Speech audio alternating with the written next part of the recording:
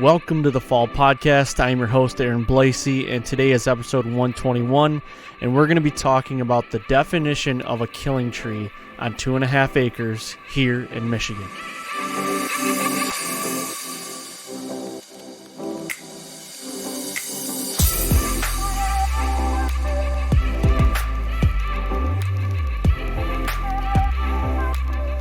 Okay, here we are. We are late. Well, I am late. You are not. You've been standby for the past week. Pregnant? Well, no, I'm not going to get that far.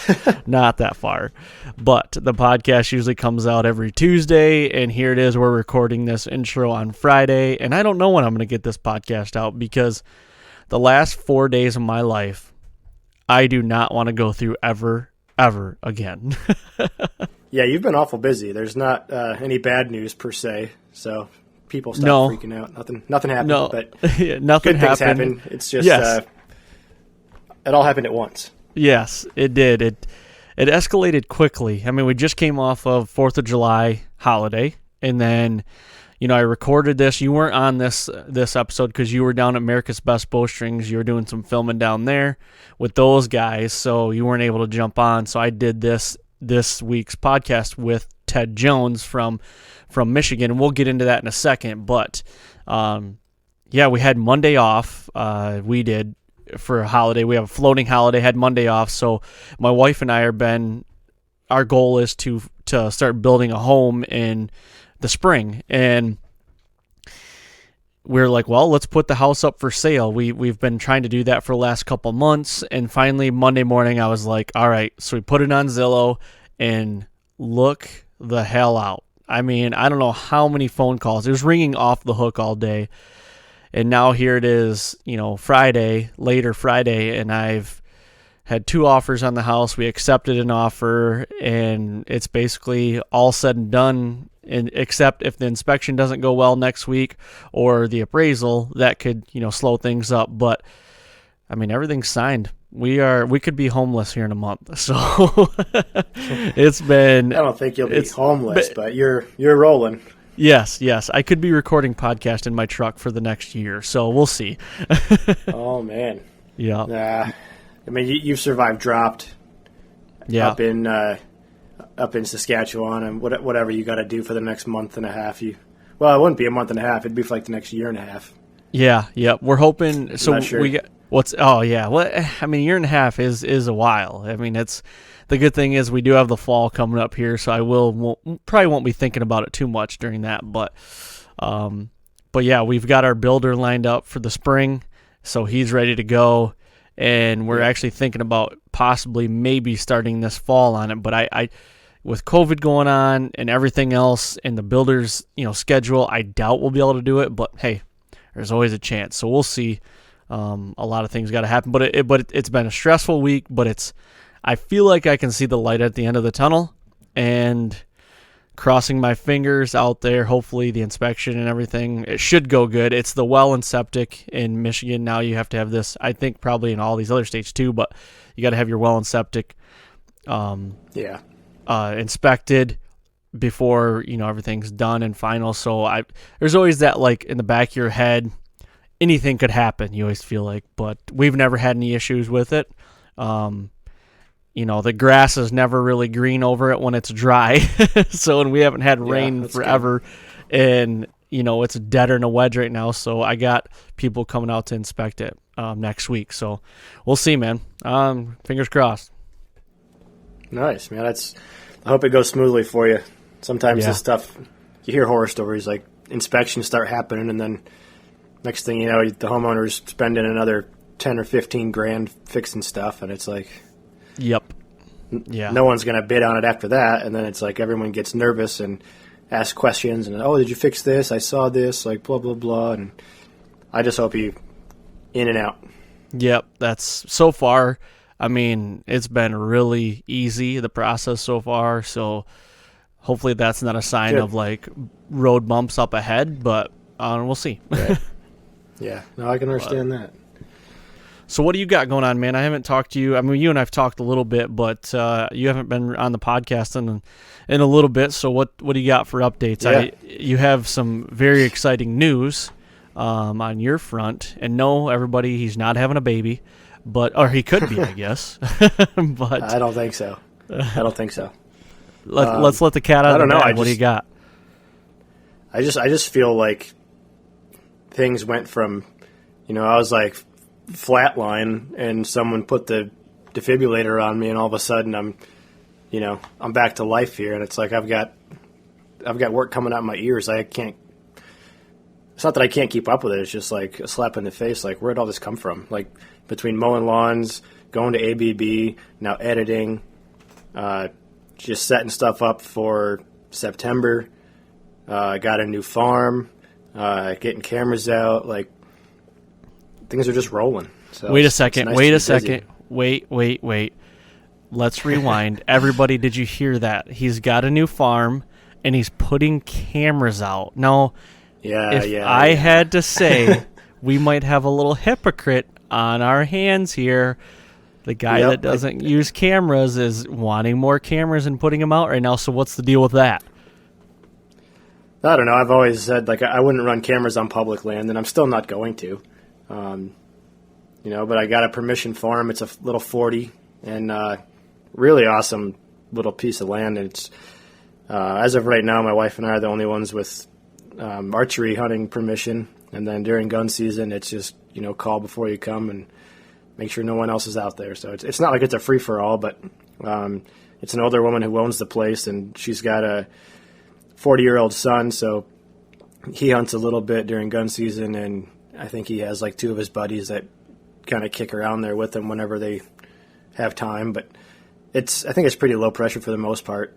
So it's nice to know we've kind of got archery season to ourselves, and I don't know. I always said if I had land, if I had something to invest in or at least learn, the deer that I know have a fighting chance to survive, that are patternable, like, I would always run cameras. I'm not anti-camera. I've had them stolen off public land, and it pisses me off, and I don't know. Yeah. No, I get that. I just don't want to know. I don't want to pull cards and see a 170 and a 190 and let the 170 walk just because I know there's a 190 there. Like, that's the part of my brain that's like, screw the cameras. Like, no one's passing a 170. I don't care. Especially on a permission place. Like, I could lose it. You know what I mean? Right. And from what I've heard, there's a lot of people that trespass during gun season. They just do drives like they do up by you. And it's like, she's kicked people off her land every year. They literally walk right up her driveway. And it's just like, I don't know. I want to do it right. I want to keep her happy and let her know, like, we're trying to, pick the right deer to shoot and, just be good hunters about it. Like, I don't want to go in there and take advantage of anything and make her feel like she made a bad decision in letting us hunt. So I'm going to share the pictures with her and tell her where stands are and, stop at the house after her hunt or before an afternoon hunt, sit there and talk with her and just keep the peace, be nice and respectful. So yeah, definitely be respectful. I mean, that goes without saying for a lot of pieces, a lot of leases. Our Kansas lease, there's a lot of parts of the farm that we can't drive, trucks or, like basically a truck or a tractor on, but there are parts of it that we can. So that's why we have the electric Rangers, and gas Rangers, so we can drive those on there. But, you just got to be respectful, and, it's private ground, but people are, they're giving it up to you. You're leasing it, and I understand you're paying for it, but a lot of times you are. But still, I mean, respect everybody else's things as well. So like they're your own. Yep, and that's, I mean, I met this lady through my neighbor. Like, I plow her driveway and I mow her yard now and then. And I mean, she's an older woman too, and she's a retired carpenter. She had like a little construction business when she was younger, and this is a woman that was a really good friend of hers and still is. So she just, she liked me enough to say, hey, my neighbor hunts a lot, and him and his wife, and they archery hunt, and he's a photographer, and I don't know what she told her, but she gave me her number and said, yeah, tell him to stop by. So I called last weekend, and now there's 2 cameras out there, and I've got 2 more sitting here and a bucket of Lucky Buck ready to go. Perfect. That's great. Well, since you said, a lot of people or other people can come in and gun hunt it during, gun season just by permission. So I'm going to grab a piece of paper here. Give me the parcel number, and then I'll put it on Instagram so everybody can get their hands on it, especially if you got a 170 and a 190 on there already. I think that's what you said, right? No, I don't. I have no idea. I don't even know. I haven't gone back and done the first card pull. Like, I don't want to, but I do want to. And oh, yeah. I mean, last weekend I was so excited. I mean, I got a video on my YouTube channel of like the walk around, and anybody can go check that out. If you do hit subscribe, that'd be awesome. There's going to be a lot of stuff coming out of that farm this year, hopefully. So yeah, and it's a really cool farm. It is really cool. There's so much habitat. Like there's thick stands of cedars, that are awesome thermal cover. There's a lot of native grasses around the perimeter. The neighboring property kind of peters out, like as far as timber goes, but then there's a creek that runs through the neighbors, less than 100 yards over the line. So there's a lot of traffic in and out, but I think it's because the deer are all living on this place. It's so thick and so diverse with habitat. A lot of good edge. The fences are well maintained, and there's high spots, deer can go under, and just some of the crossings and the trails, it's crazy. There's even hard mass. There's a lot of walnuts. I saw a few oak trees. Not a lot, but a few oak trees, and it's just an awesome. I mean, everything about it was like, hell yeah, this is what we've been waiting for. Right, and that was what was cool. You sent me the aerial, and then you sent me some pictures and videos and stuff of. It is a 40. I mean, that's relatively pretty small. That's that's what I would consider a small track, and yeah, I would too. The amount of diverse, timber and diversity you have in there, and the stem count. I mean, the stem count in there is unbelievable. It looks like there's spots in there where you can't, get on your hands and knees and crawl through it. So, I don't know. I think it's gonna be a pretty sweet little piece, and maybe a little hidden gem, hopefully. Yeah, I hope so. We're going in this weekend. Well, by the time this goes out, we will already have been there. But today being Friday, our plan is to go in this weekend and check those first 2 cameras and put 2 more out. So, for sure, man. That should be enough to keep me happy for a while. Good deal. I hope you get something good on those cameras for sure, and yeah, hopefully everything works out. I know it will. You'll get some good ones on there, and I'm gonna guess. This is what I'm gonna guess. I'm gonna try to your first camera pull. You're gonna have a solid 4-year-old in there. He's gonna be right around the one. He'll be right around 140 to 150 right now, probably. I think you're going to have one of those deer already. I hope so. I really hope so. I mean, I'm pretty confident that whatever I'm going to see there is going to be what's living. And, I mean, God knows what could run in there during the rut. It is a perfect rut hole. I mean, it's just so thick. And, you could have 2 or 3 different bucks in there just pinning does down, and they'd never even cross each other's paths. I mean, yeah. It's going to be interesting to see what happens late October. Well, and I know a lot of people are like, a lot of people, hearing this says, a lot of people are like, they hear that's the perfect rut hole all the time. But to me, the reason why I call this a perfect rut hole is because it is I guess you'd call it the most significant piece of timber in between 2 big tracks. Yeah. And it's got timber going on each side, into it on each side. Yeah, and they're just little fingers. I mean, it's definitely going to be a travel, it's smack in the middle of like a travel corridor with timber, as far as cover goes. And I mean, it's a long ways apart. It's not like it's, a quarter mile down the road. I'm talking like probably within 150 to 175 acres in any direction. I don't know what that equates to in distance, mile-wise, but you could draw a 300-acre radius around this thing, from the center. And all there is little fingers of trees that connect it to bigger blocks of timber to the northeast and the southwest. Yeah. So it's It's pretty sweet. I can't wait. Without posting a picture, that's the best picture I can paint. Yeah. Well, and like you said, check out Justin's YouTube channel for, in the upcoming, throughout the rest of the summer and into the fall too, because he'll be putting a lot of time in there, and you'll get to see it. I mean, there's a video up there of you and Allie already walking through it for the first time, so go check that out, and you'll see, some diverse habitat and some good stuff, some good prime real estate in Iowa. Oh yeah. So, well, good deal, man. Yeah, it's just... No, go ahead. No, you can go. I was just gonna keep rambling. Oh no, I was just gonna kind of. Okay, I'll just say this. Well, good deal, man. I mean, what else you got for updates there? I know you're down at ABB. You're doing a really sweet project there, which that's going to start rolling out here soon. Am I correct? Yeah, actually, it's 12:45 right now Central, so 1:45 Eastern. 15 minutes ago, a teaser went out. Oh, sure. On the ABB YouTube page, and we've got a set date there. A delivery date of July 20th for the final project, which is 2 weeks, a little over 2 weeks away. No, a week. I'm looking through. Today's the 10th, so 10 days from now.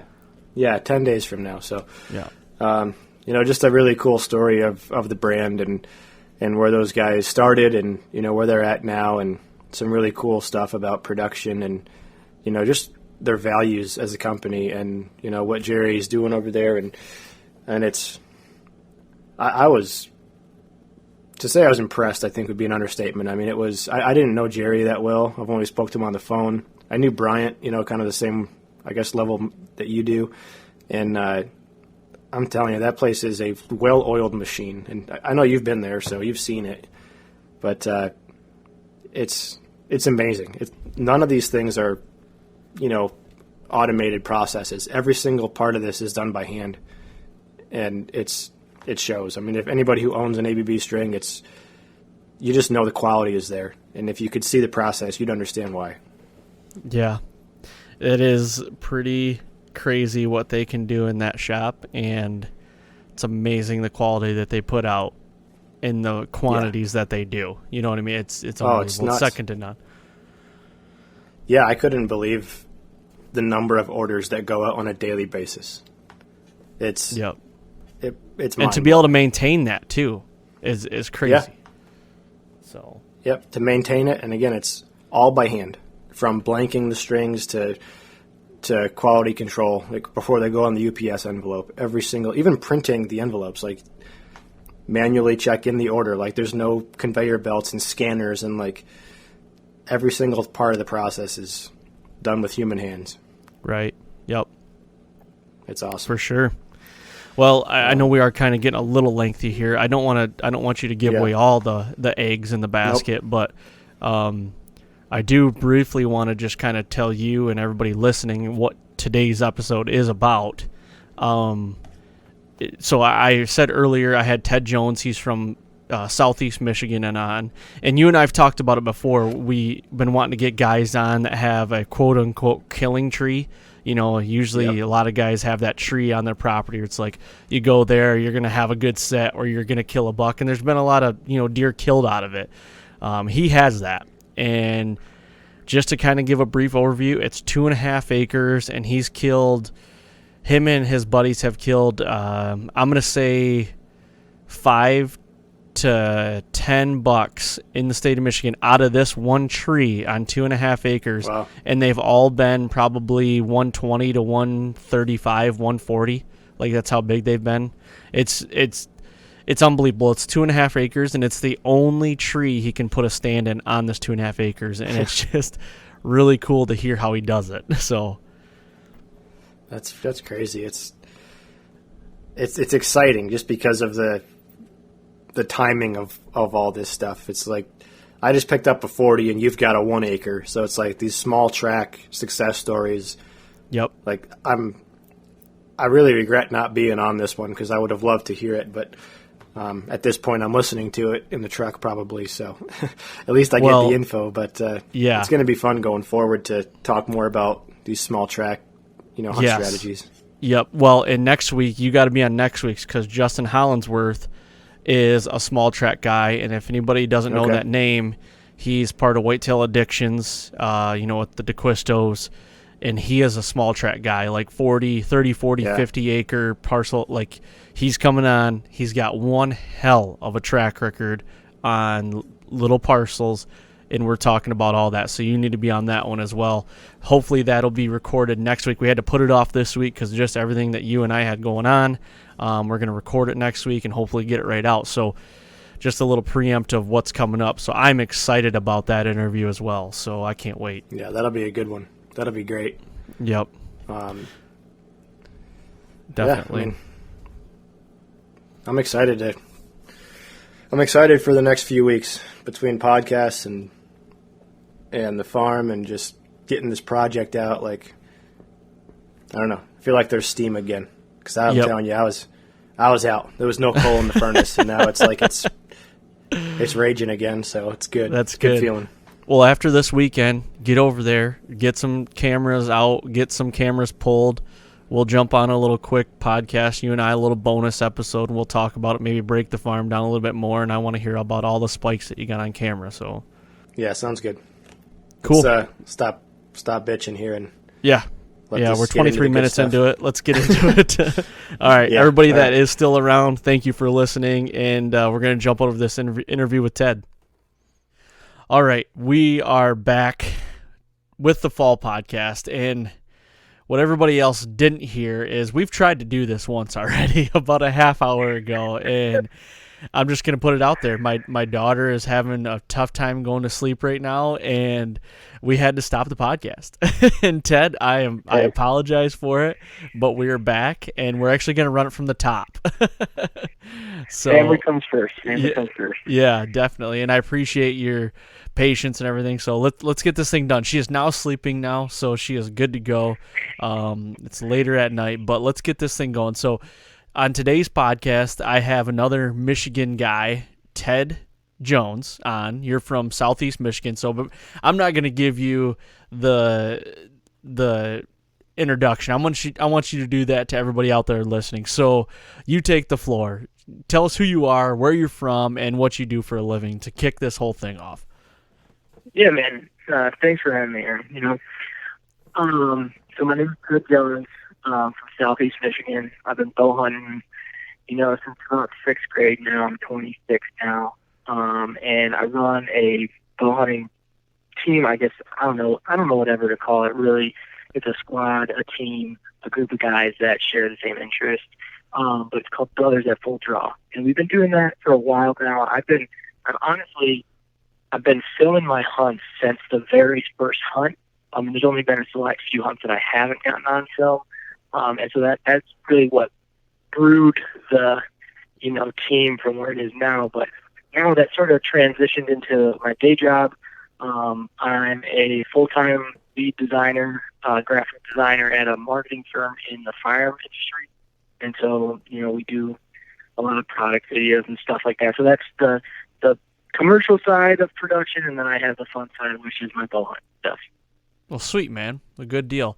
And you reached out to me not too long ago and, was kind of giving me the skinny on what you're doing and everything. And when you mentioned that you have a killing tree. Now, Justin, he couldn't be on this podcast. He's got other stuff going on right now. But Justin and I have talked about it before. We've been wanting to do a podcast where we talk about a killing tree. Now, everybody out there that might not know what that is, usually a lot of guys out there, they talk about that tree that's, on their property or on public ground where it's like you go there, you have a good experience, and, a lot of bucks have probably been killed out of that tree over the years. So you mentioned that you cut your teeth on a 2.5 acre, basically backyard. It was where you grew up. And it's got one tree on it, and it is the killing tree. So when you told me that, I'm like, okay, we have to get on and talk about this because you guys have killed some good bucks, good Michigan bucks out of this tree, in the last decade or so. So, I guess to start off, how about you break down what the property is and what makes this killing tree so good? So if you want to start from there. Yeah. So, just a brief description on the property. So it's like 2.5, 3 acres roughly. I don't remember exactly. Very small parcel if you really think about the hunting world. And it is the south side of a very heavily traveled dirt road. It's in like a rural, but like, there's houses around. They're all like 5 acres, 2 acres, stuff like that. And it's in a little subdivision called the Saftey. And so my property bordered this dirt road. And so that's on the north side of my property. On the south side, it's just some rolling hills, CRP type fields. I have a few pine trees scattered throughout the neighborhood that sort of divide all the property lines. And then the whole yard, besides this back 2-track that's at the very east side of the property, is surrounded by a white PVC horse fence. And we did that after I moved there. I moved there in 5th grade. And it wasn't there before, which actually made a drastic difference. And it was crazy to see. I didn't really understand the hunting world or anything really about deer back then because I moved from more of a city area. And so we put this PVC horse fence in, thinking that we were going to have horses. I'm not a horse person, but should be. There's a lot of Western people that are doing that. Yeah. And yeah, crazy stuff. But this horse fence cut the property right to the back. And my house is on the west side. This tree is on the far east side. And then right after the tree is a 2-track for DTE to get to some power lines. And so we had to leave that 2-track there. So we butt up this horse fence to it. And right inside the horse fence, less than a yard off the horse fence, is this one single oak tree. And yeah, that's my killing tree. It is, and it backs up to a big woodlot. All the properties behind me are mostly woods until you get about, I'd say, a mile to just under a mile down the road starts to be more fields.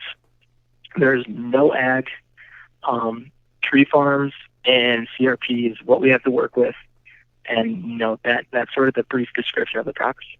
Okay, so to kind of paint a audio picture, you're basically talking about a CRP field with one tree on it. That's literally what you own, right? And that tree is like an oak tree. That's it. Yeah, and your entrance is from the west with west winds. Yeah. Oh, yeah. Yeah, so it's the perfect situation. Sarcastically, I say Top that. Property, I think, in Michigan. Yep. Okay, so this intrigues the shit out of me because you guys have killed, I don't know how many bucks, but good bucks. In the 120s and 130s out of this one tree. And yeah. So yeah, what? Yeah, so what makes this tree, now you don't have any options, this is your only option, but what makes this tree so good? Like, why is this the tree that you kill all these bucks out of? Yeah, so how it is across on the north side of the dirt road from my house is about a 19 acre or so old, half is field, and then the other half is overgrown tree farm and heavy bedding in there. We used to see 30 deer a night in there, 30, 40 deer a night in there, and they'd come out and we just watched them in the field. Now people started hunting that, and I actually stopped hunting this property for a long time, my backyard property, because of people hunting there, and they just didn't understand the concept that they were hunting pure bedding and didn't know how to access it. And so we stopped hunting there because of that, but that's a whole different thing. And so there's this tree farm, and then on the south side of my neighborhood, there's a big park, and the park you can't hunt, and so the deer just sort of refuge between both of those little spots. And that's the main travel that I'm getting, and mine is the one crossing point. The woods sort of funnel down towards my neighborhood from my neighbor behind me's front yard. They sort of funnel towards my little kill tree. And so these deer will run this 2-track. they've been running it since like forever. This has been the main line that they've been running back into the park, and you could just see it. And we would see that like before we had the horse fence there, they would come into my yard further and closer to my house. And so I think it really hurt when we put the horse fence in. My parents didn't. I grew up, nobody in my family hunts. And so I learned this mostly all on my own and with some buddies that are fairly good at it. And I'd say we're all fairly good average type of thing. And so when that horse fence got put there, it pushed the deer. They had a tinier funnel now. It didn't allow them the access that they had before. And so it sort of slowed down the deer coming through there, but it's such a natural funnel, it really didn't matter. And that's when we started killing bucks and like figuring it out. Like it didn't matter to them. They still wanted to go there. I gotcha. So this is just a big transition. Like your spot is a transition from that refuge park to bedding. Yep. Now, when you talk about overgrown tree farm, I totally know what you're talking about because my family farm here, we butt up to a Christmas tree farm, but the piece that touches us is overgrown and it is thicker than the hair on a dog's back. And deer bed, like you can't even hunt it. I don't even know how you would hunt it. It's so thick. So I totally get what you're saying there. Now, this transition here. So I guess, are you hunting it now? You say the house is on the west side, the tree is on the east side. So, and the deer are coming from the south, right? Mostly from the south in the evenings. South in the evenings. Yeah. Yep. To get back to bedding to the north. Is that how it works? Okay. So now, So at night, they're coming out. Yep. So were you having more luck in the mornings or evenings, or was it kind of like 50-50? I would say that in the mornings we wouldn't have luck because of going out and not knowing a lot about it and having the wind always at your, going right towards the deer. You couldn't really get out there because they bedded in the backyard so much that you just push them off every morning. And you still might have, you go set that up, you push that deer off, you go sit it, and like no matter what, there's deer around there, so you'd still see deer, but the majority of those bucks were already past the property. Okay. It was too far away from their bedding to really get there until you get into the later seasons and they start actually getting closer to the light. I gotcha. So you're basically just trying to hit more evenings, just to play it safer. Just the deer off the farm. You're thinking, and you're just getting them transitioning through. Now, did you do any food plots or did you run any trail cams? Was that even effective, or what was your game plan with that? Yeah, I mean, I used to be obsessed with trail cams out there because to me it was like going from a city to that. I was like, oh my gosh, I'm in the wilderness. And then you go to a new property now, and you're just like, God, that's the smallest thing ever. But so I ran trail cameras there, and we did food plots. We did everything. We did clover. We did brassicas. I hand planted corn. It was awful. It didn't come in. I don't know how to plant corn at all. And then we did, some whitetail habitat type solutions. Did little pond. Like I grabbed a little landscaping like plastic pond somebody was throwing out, and all I had to do was patch the bottom. So we put that right under. There's so that oak tree's right there, and at the beginning it wasn't as thick under the oak tree, and then the Russian olives like really took off, and so it got really thick. And that was the main problem in the morning. There is like deer would bed under that kill tree. Like in the morning, you would have them and you'd pop them up right at the tree. And when I was little or younger, it would scare the daylights out of me. So maybe that was a part of being out in the morning either, because I didn't deer in the morning that I can't see scare me. Yeah. And so, we put that little pond right there, and that really helped. That really got the deer to come off that, because there's not another great water source. I found that I got called out on this on YouTube some time ago. It really made me irritated because it's like, okay, this is what I've seen. Like, I'm not telling you guys this just because I've listened to other podcasts and this is what they're saying. Like, this is just stuff I've seen. And I've seen that deer tend to like to go to smaller sections of water to get a drink, you know, because you don't have to go to a lake bed or whatever. They just find the tiniest little puddles around. And so we just grabbed this little landscape thing, and it was pulling deer off that trail because there's not another source. There's a bigger pond, but they didn't want to go out to the big pond. Yep. And so they would come in off that, and that's what we would get the majority of the photos off of. And then, when baiting was legal here, you know, we'd run corn as kids and stuff and just throw it out there, and you'd get a pile of deer. But really, the food plot, I would say the clover did help because it would start to come up year in, year out. But I would say that pond really, actually, that little pond helped a ton. I gotcha. Yeah, and that's something, you know, that I've done in the past and I'm still doing right now. I'm actually about ready to go put out another one. I went and bought a horse trough, and it was a 30 or 40 gallon. I think it was a 40 gallon, and buried it. And I won't lie to you, the deer would use it after dark, the first year or two, but it took until its third year before a deer would consistently go into it in the daylight and really use it, but they love it. I'm going to put another one out on a different farm, and I just took a 50-gallon drum, a plastic 50-gallon drum, and cut it in half the long way from the top to the bottom. Yeah. I'm going to bury that and then put that in some, you know, a little water source. And I don't really have any, I guess, experience with a deer going to a smaller source over a bigger source, so I can't really speak on that. But I do know that just monitoring trail cams and in-stand sightings with deer on these little like kiddie pools, basically, the deer love them.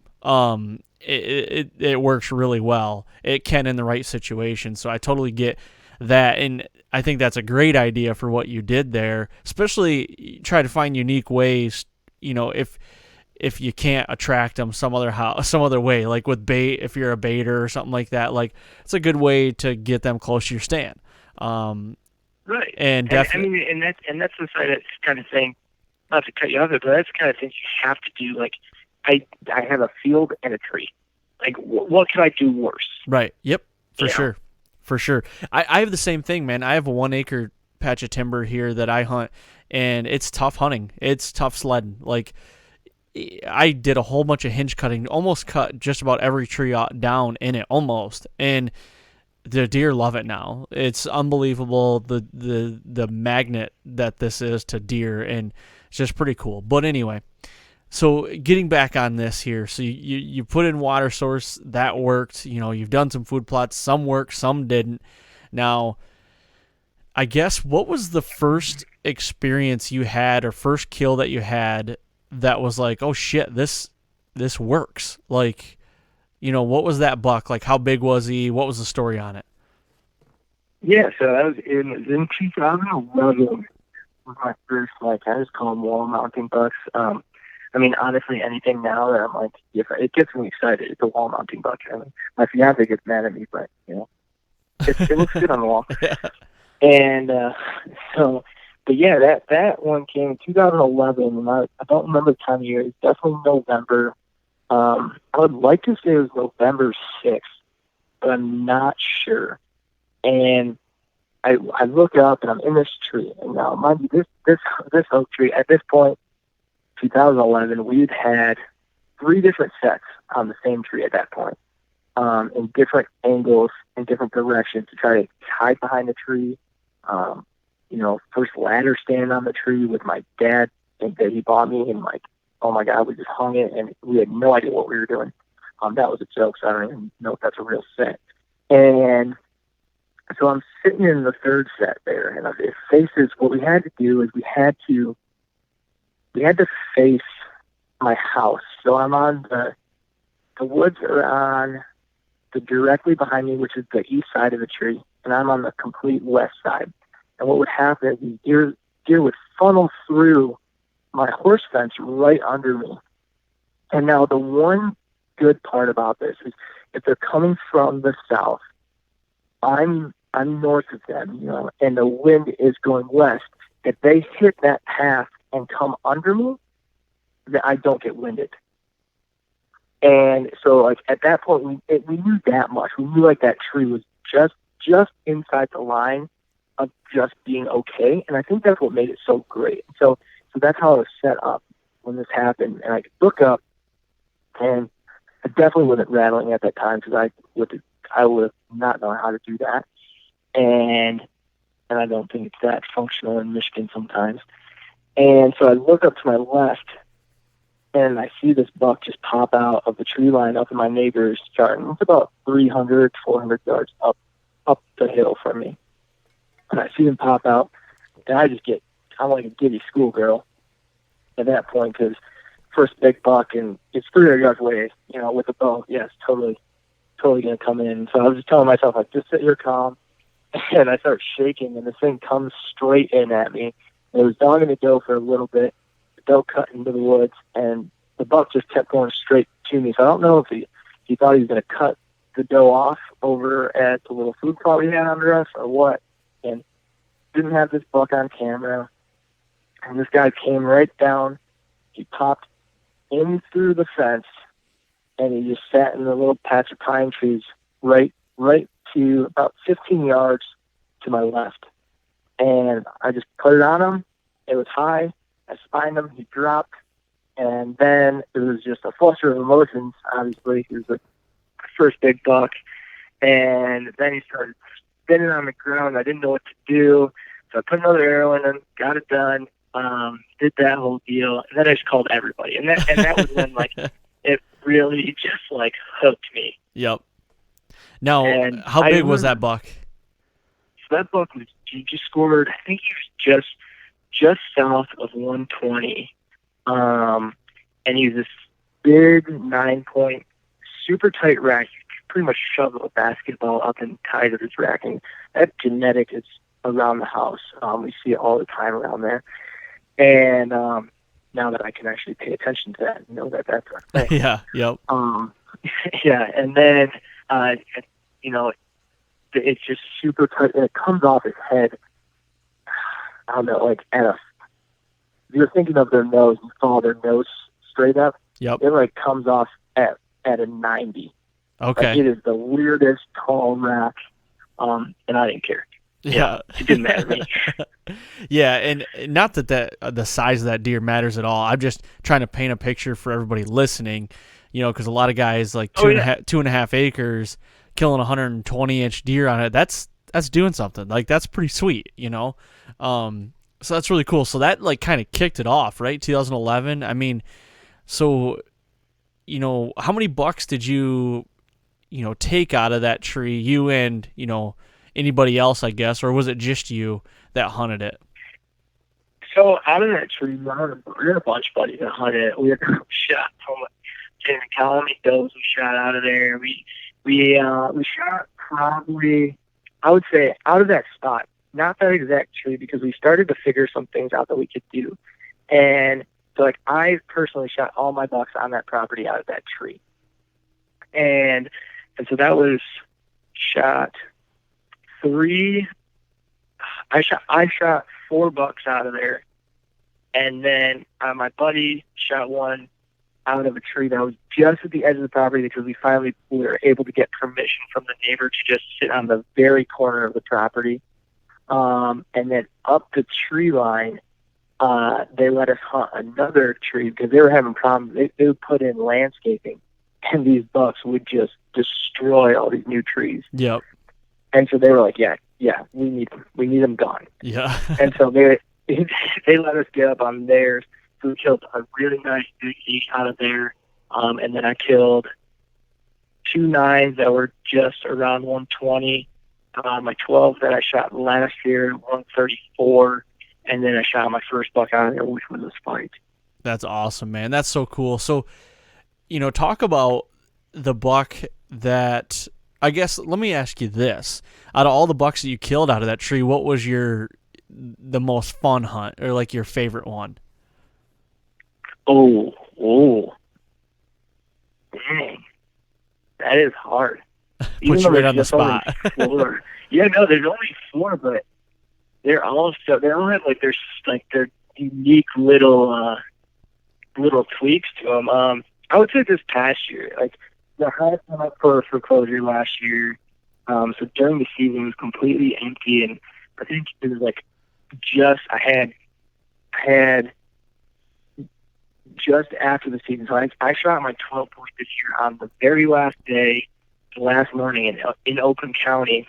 I'm hunting Oakland County. In Oakland County, you can hunt till January 31st with a bow now. And that's opened up for bucks, does whatever. It's archery until January 31st. And I was like kidding candy store when they opened that up. Yeah, you're lucky. Yeah. And at that point in the season, they start to get a little more on a pattern. And so I would say this last year, because it was just, I woke up and I was living about 40 minutes away from the property at that point. And I woke up and I was just like, yeah, I'm going to go there. Like, it's my last opportunity to ever hunt my backyard. Like, I'm going to get up there in that tree and hunt it. And that's when, like, all the learning and going out of state a lot helped out. And I set up completely different than I ever had set up before. We used to be at 25 feet in this tree. We used to be on the west side. I set up at 12 feet, just over the Russian olives on the east side, and just faced backwards. And like I had a west wind, but in the morning you could get back there if you could sneak back there. You get back there without spooking anything if you like could really see the field a little bit. And I think I had a little bit of moonlight, and so I could see that there was nothing out there. I could get into it, and I set up that morning.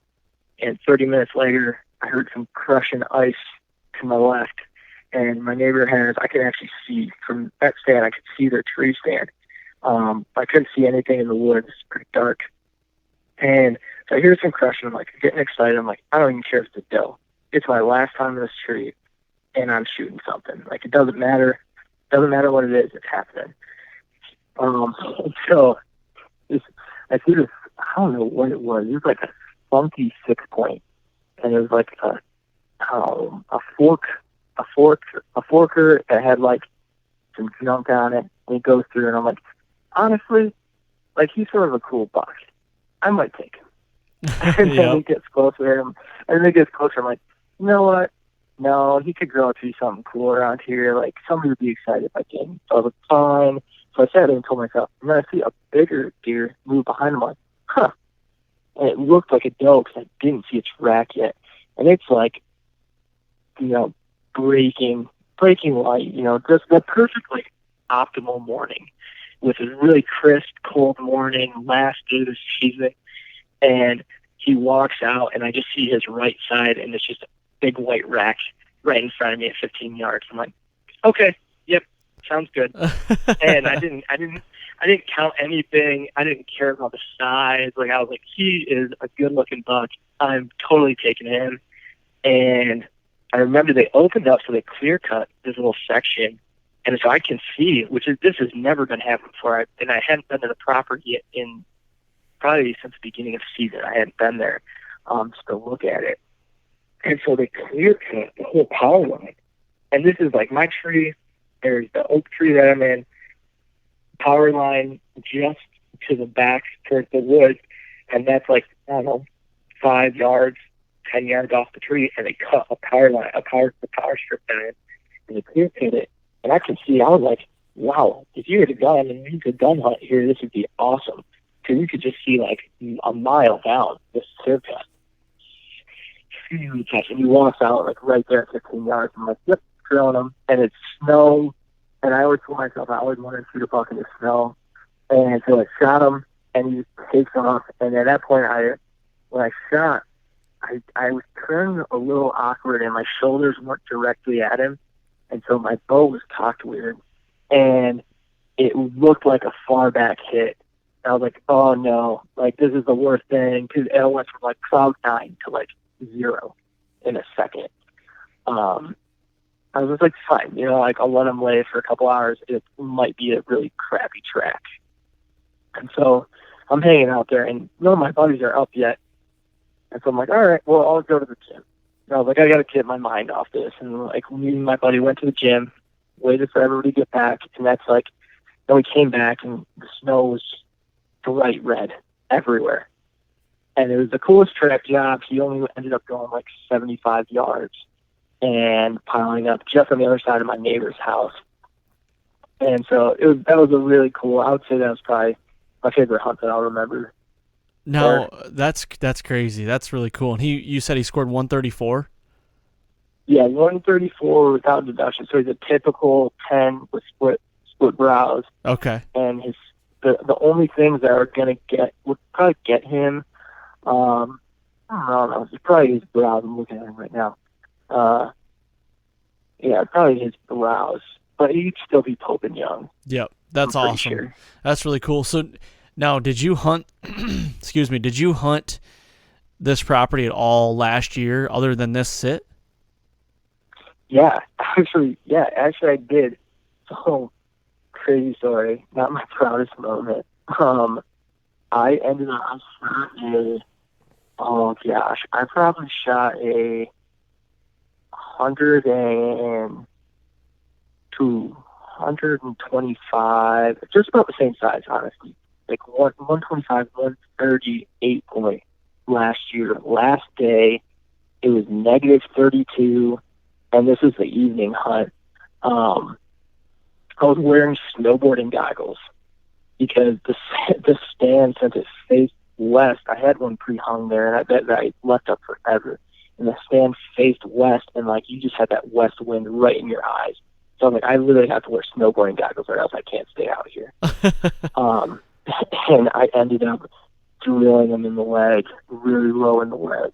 And I tracked him for about 2 miles, found his beds, and never ended up finding him. I was pretty torn up, and that was the last time. I hadn't hunted it the year before that. And so, yeah, back-to-back years, I shot bucks, didn't recover one, but shot bucks on the last day of the season, January 31st there. Okay, so this last season when you shot, the 134, were you running cameras on that? Did you know that this deer was still there? Did you know this deer at all? Oh, no idea. I haven't. And that property, it was just, like hunting out of state takes a lot away from like my cameras here in state. And I know it's just such a good property that it's just like you can go there and you can get lucky. You can be there and see luck. And to me, recently, I've been trying to tell myself that I love trail cameras. I love getting the pictures of it, but it sort of takes away the fun and the excitement to me. I don't know if a lot of people have this. It's just like if I see a buck on trail camera there, I get so stuck on it that if I don't see him, I start getting super down. I gotcha. Yep. Yeah, I've been there too. It's like I always thought, and it's still cool to me, but I'm starting. I'm kind of backing off a little bit, but it's cool to get a picture of a buck and then follow him and try to hunt that one deer. But I just don't have I don't know what word it would be for it, like just to go after one deer. And like if I was to have another solid buck walk underneath me and pass that buck up only because I want to shoot, like I'm not doing that. If right. But it's fun to get pictures where it's like you almost get intimate with the deer knowing that they're around, because honestly my 1 acre farm in this area, last 4 years I've seen bucks year after year after year and watched them progress. So that's been pretty cool to see, Oh yeah. And that's the thing. That's the thing around there too. It's not that bad. I love the progression. Like when we hunt down in Ohio, it's amazing to see it year to year. But the properties down there, they're like 100-acre parcels, And so, what I started to see at this piece is like, I mean, if I could throw a pin at a map, and I guarantee I could hit almost a property that hunts every single time, no matter what, near my house in Michigan, in this property that we're talking about. And like everybody I know around there mostly hunts. And so the thing with the trail cameras that I was seeing is like I would get bucks, but the next year I would never have the same buck. Like there was never the same buck on camera because they were either shot, and like once in a while I'd get a pattern on one for a little bit and then they'd go. And so I to me it just wasn't there, and I wasn't there enough to be checking it. When I was off in college, I was hunting on the west side of the state, and so I wasn't there to check, and I would just come back and hunt it, on a weekend. But this buck that I shot this year, the 130, my buddy hunted down the road, and he had it on camera, and he was going to shoot it, and so he was there on recovery, and I didn't know what buck it was at all because I didn't have trail cameras. He walked up and he's like, "Oh, yeah, that was the buck I was after." Sweet. Yeah, that sucks. I totally agree though. Like, there's been years I get so fixated on bucks that it's like, man, why? Or you look at trail cams too, and you like go check a camera, and it's like, oh, there's nothing moving around here, so you don't hunt it. Like, I'm totally gotten away from that. Like, I've thrown everything to the wind. Like, if there's nothing on camera, that doesn't mean he's not there or a buck is not there. Like, it just, it's hard to get over that hump. Like, I dealt with it, but, I'm trying to get... Right, and I think a lot of people do get on that, and, like, a lot of people getting into it get on it as well. It's like they're getting them on camera, and then they're super torn when they don't get them on camera. It's like, you can sit over a trail camera, and you can see deer, like, walk around them. For sure, yeah. Deer not like they just don't like the camera, or they really do like the camera, and you're getting them on there, and then they're hung up on a doe, and you're not seeing them. And like people that don't have the knowledge, are like, oh, it's that time of year they could be hung up on a doe. They get super down on themselves, and it just I don't like that part that takes away from the hunting. But I love getting it's super excited to open up the trail camera and be like, oh, what's in this magical box? Yep. Yeah, definitely. And I've got into cell cams too. Now, a lot of people don't like cell cams. I personally do. I think they're a necessity when you're hunting small parcels. Like, I think cell cams are the best thing there is to stay the heck out of there. Now, the trail cams that aren't cell cams, or even cell cams, I'm using those too, but like just normal trail cams, I'm using those now like the last 3 years.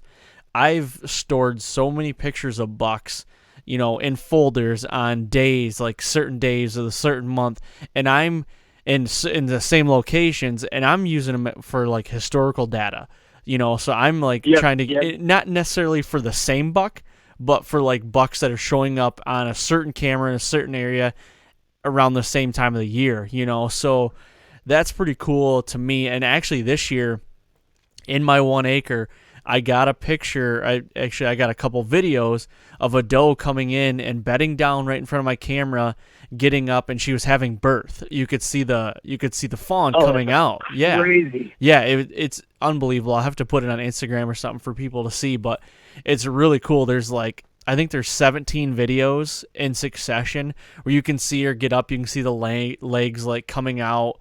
Oh dang! That's wild. It's crazy. Literally, I feel like it's like getting lightning in a bottle. And so what I'm gonna do is, I think that was, I gotta remember the date, like the 26th or something like. I can't remember what it was, but I'm gonna go back and backtrack, the gestation period of that to see when that day that doe was bred. So that'll tell me on the farm or around the area, that's when like rut last year happened. Like a good, she was bred that time, so that was like, probably around peak rut. So I'm going to use that data to go back and be like, okay, I need to be try to hunt around this time, if that makes sense. Oh yeah, I've never really thought about using. I thought about using them for tracking the days, like back to back years. They're on the same day. But I've never thought about that part, but that's really interesting. Yeah. Yeah, and then a couple days later, I was on the same farm, but on a different section, and I was just walking through, just kind of doing like a little... I was looking for some new camera locations to put cameras out when I was going to, and I walked up on a fawn on a runway. It scared the living shit out of me. I thought I just about stepped on her. Well, I figured I took a couple pictures of her, and she ended up running away. But I figured she was born within the last 4 to 5 days at least. So I'm gonna do the same thing. Like I have a journal. I jotted down like what I saw, what day that was, And then within that 4 to 5 days, I'm going to go back and see if there's any correlation to like when that other fawn, and hell, I could be talking about the same fawn. You know what I mean? She could have been, so, but I'm going to try to see if there's any correlation to around the same time that this other fawn, this other doe got bred, to see, when the peak rut was in the area. So who knows? It's just one of those other variables that I kind of look at. I'm kind of a geek like that. So I try to, any way to tip the scale in my direction more is I'm going to try to do it. Oh, yeah, I know. That's what that 2.5 acres taught me. Yeah, definitely. Tip it your way, and you'll be good. Yep. I know you guys lived on the property, so those deer were probably somewhat used to like human interaction in a way, but I'm sure, a lot of times they were probably, you walk out in the front yard or the dog goes out, they're going to run away. Like they're deer. So, but did you find any like correlation of ways that you walked to the stand that spooked more deer, or was there, a bulletproof entry and exit that you could get? I know it's really small, but there's actually there's a couple of things that we started to do that like later on, learning. Like this was a great spot to sit here and just like really fine tune. I would say like fine tune how to sit in the tree stand, like how to stay still, how to be relaxed when deer comes in, like all those little things that I got to see a lot of deer go through there. And so like that taught me that. And then when you go out and like, you hunt another state, you hunt another bigger property, and you start to figure out those patterns, like getting to stands and stuff. Like I started so how it worked is my driveway was on the south side, and it ran, straight, and there was a gate opening, and then you could look down that, and I would mow a path because we'd go up on the deck and we'd shoot 180 yards or whatever it was to the back, and just for fun and stuff. And so I would shoot, like I would put my target, and like during the summer, my target would sit on the food plot, and I would just shoot at it, from the back deck, because it was that, you get that open. And so I'd mow a path straight there for all of our targets. And so I would usually walk straight to my tree, just direct shot, in the evenings and stuff. And then what I started having happen is like, if I walked that and I left a lot of scent on that, that would carry. But so I started taking the north side of my property, and I would just walk that, and I just have a big berm right there, and I would walk it and go and sort of kitty corner cut towards my stand once I got further back. And so that would keep my scent at least a little off that path. But either way, that tree was, 15, probably 12 yards from the edge of my property on the south side. And so no matter what, I would say the wind, you just had to get, lucky or have them sneak right onto you. I got you. Okay. So, it sounds like you're kind of in that, to me, it sounds like you're kind of in that like middle range. Like it's not really urban area. It's like rural/urban. Like it's like right on the edge. Is that kind of correct? Oh yeah. Yep. Yeah. So that's, and having that park, that refuge there, that is like crucial, I feel like. And that's probably why, and having the bedding, the overgrown tree farm, that is honestly probably the recipe that you really needed, and you were just right in the right spot to be able to capitalize on all these bucks.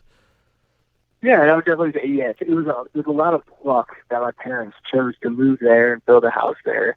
And it just sort of fed my passion, which I'm super grateful for. But yeah, like that, that park, I guarantee that park, besides, so now we used to hunt like really urban, sort of like, I don't know if you know Seek1, follow Seek1 at all. No. In Atlanta. So they're hunting urban. Oh, Seek1. Sorry. Yes. Yep. I thought you were talking about like, I didn't really, you were kind of broke up there, so I didn't hear. Oh, yes. I'm aware of those guys. Yep.